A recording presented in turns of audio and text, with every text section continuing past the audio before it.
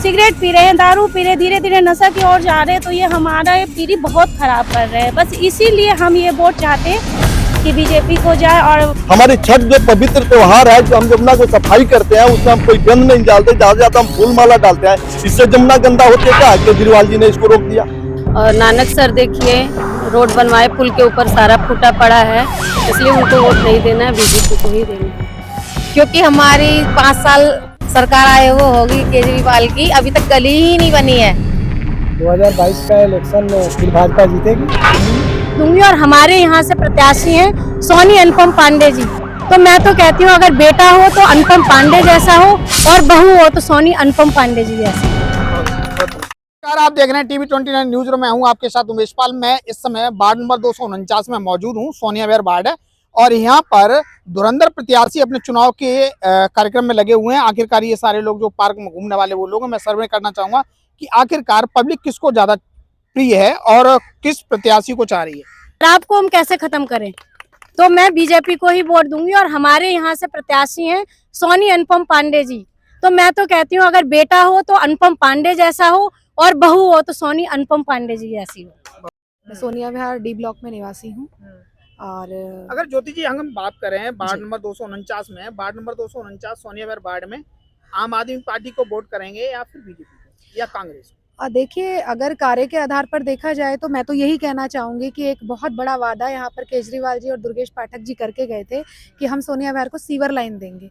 और sewer line तो पड़ी नहीं है, इसी वजह से नाली की समस्या। सबसे बड़ी समस्या ये है कि एक नाला अगर हमें यहाँ पर सोनिया विहार के अंदर मिल जाता तो ये समस्या का निदान हो जाता, लेकिन उस तरह का कोई भी विषय हमारे सामने आया नहीं है। इसलिए आम आदमी पार्टी को वोट करना तो बहुत ही मुश्किल है हम लोगों के लिए, और आम जनता भी यही चाहती है। क्योंकि एक जो छवि हमारे सामने है, सोनी अनुपम पांडे जी हमारी प्रत्याशी जो आई हैं अभी भाजपा से, उनके जो पति हैं जो अनुपम पांडे जी हैं, बहुत जाना माना चेहरा है और समाज के लिए बहुत ऐसे कार्य हैं जो उन्होंने करे हैं। और आगे भी निरंतर हमारी यही लगता है हमें ऐसा कि वो प्रयास करते रहेंगे। और हमारे जो ये इतने सारे दुखड़े हैं यहाँ समाज के, और जो बहुत सारे कार्य हैं जो नहीं हो पाए हैं एमसीडी में, उनको करने का प्रयास करेंगे, ऐसा हमें लगता है। अगर हजारों टन यहाँ पे राख मुर्दे की जलती है, उससे जमुना नहीं गंदा होती है। ये छठ करने से सिर्फ गंदा होती है। हमारी छठ जो पवित्र त्योहार है, जो हम जमुना को सफाई करते हैं, उसमें हम कोई गंद नहीं डालते, ज्यादा से ज्यादा हम फूल माला डालते हैं। इससे जमुना गंदा होती है क्या? केजरीवाल जी ने इसको रोक दिया। क्यों रोका? इस बात का मैं जवाब चाहता हूँ केजरीवाल जी से। केजरीवाल जी को जो लोग दिल्ली के अंदर वोट देते हैं वो दिल्ली के गद्दार हैं। उनसे बड़ा गद्दार कोई नहीं है, उनसे बड़ा गद्दार नेता कोई भी नहीं हुआ राष्ट्र में। वो राष्ट्र के हित में नहीं काम करते हैं, राष्ट्र के अनहित में काम करते हैं। दिल्ली को शराबी बनाकर अच्छा, उन्होंने छोड़ा है। यहाँ पर अनुपम पांडे, सोनी अनुपम पांडे को टिकट मिला है, वो कैसे व्यक्ति है? उनकी अनुपम पांडे जी एक सामाजिक कार्यकर्ता है और हमें लगता है कि आज जो अनुपम पांडे जी को टिकट मिला है, सोनी अनुपम पांडे जी को सभी वार्डों में नंबर 1 कैंडिडेट है और सबसे ज्यादा वोटों से जीतेंगे। ऐसे 5 वार्ड हम जीतेंगे, लेकिन सबसे ज्यादा वोटों से अगर जीतेंगे तो सोनी अनुपम पांडे जीतेंगे। 2022 का इलेक्शन फिर भाजपा जीतेगी दिल्ली में। अच्छा, इस वार्ड की अगर बात करें 249 वार्ड की, तो जो सोनी अनुपम पांडे को टिकट मिला है वो कैसे व्यक्ति है? अच्छे व्यक्ति हैं। भाजपा से जो भी आता है यहाँ जीत के गया है, अभी भी जीत के जाएंगे। जीत के जाएंगे। कोई खास कारण?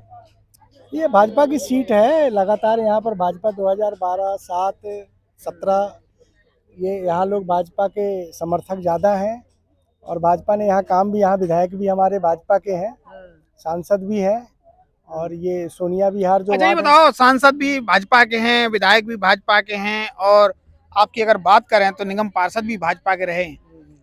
क्या इस क्षेत्र में काम हुआ है? देखिए एक चीज़ बताइए, जब से केजरीवाल आए तो उन्होंने एमसीडी के साथ जो दुर्व्यवहार किया, एमसीडी को पंगु बनाया। उनको लगता है कि हम फंड रोक देंगे सोनिया विहार का तो हम जीत के चले जाएंगे। वो गलतफहमी में है। पब्लिक सब जानती है कि दिल्ली में सरकार केजरीवाल की है, सारा फंड यहाँ का रोका हुआ है।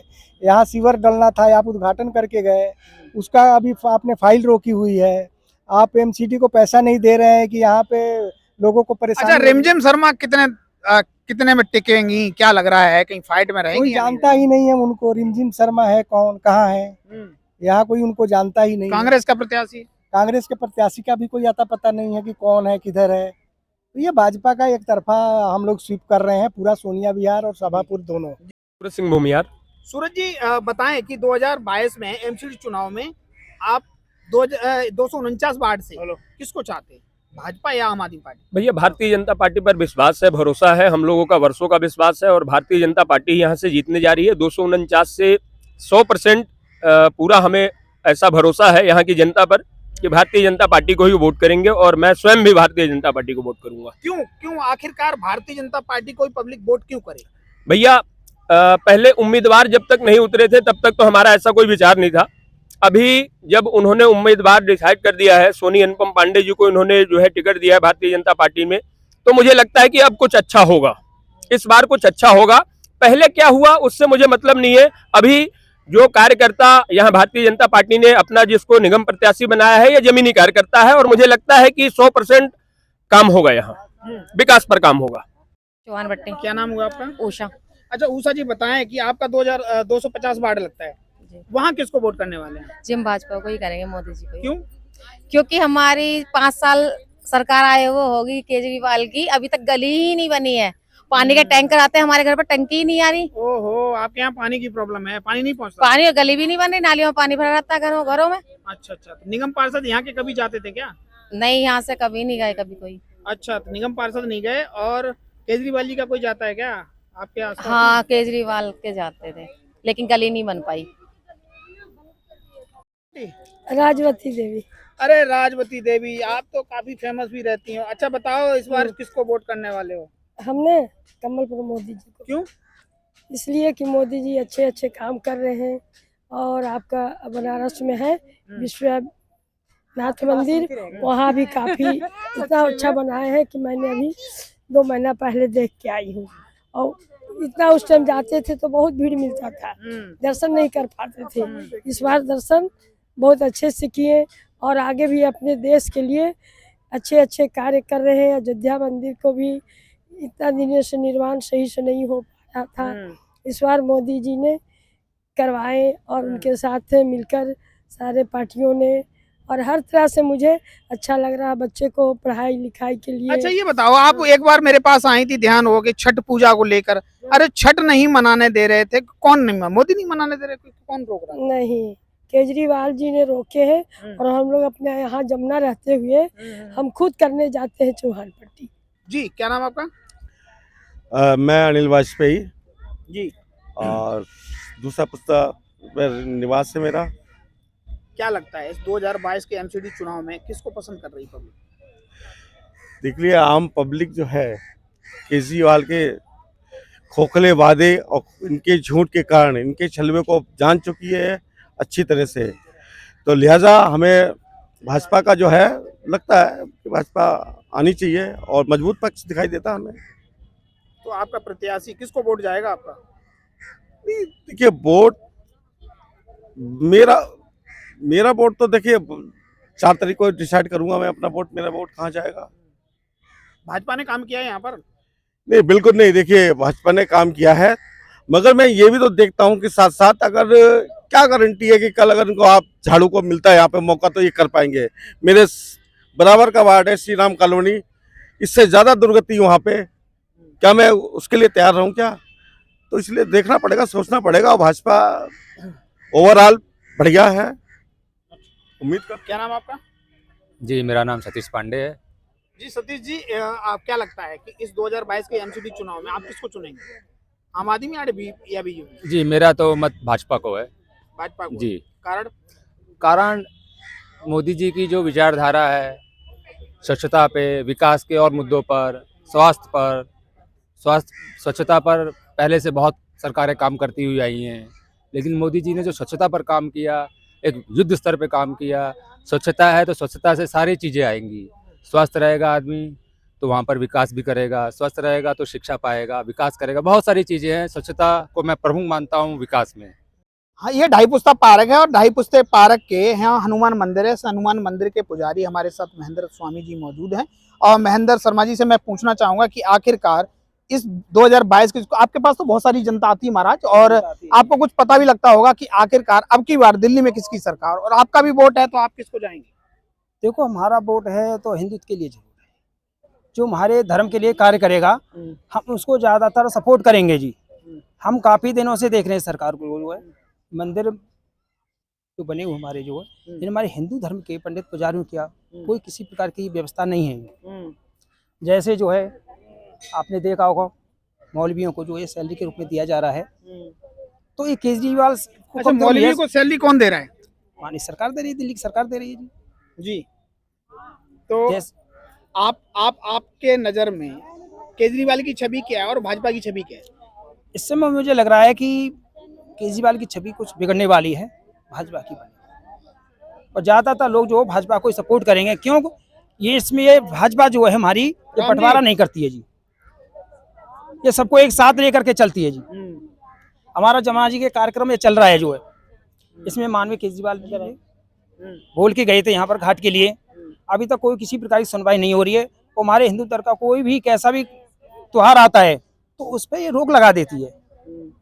मेरा नाम मोना है, मैं हेल्थ कोच हूँ, लोगों की सेहत में बदलाव करती हूँ। बड़ी अच्छी बात है, आप भी हेल्थ कोच हैं और देश के जो मुखिया हैं नरेंद्र मोदी जी, वो भी जो है हेल्थ कोच ही मानिए, देश के लिए हेल्थ कोच हैं, आप लोगों के लिए हेल्थ कोच हैं। अच्छा, ये बताइए 2022 के इलेक्शन में किसको वोट करने वाले हैं?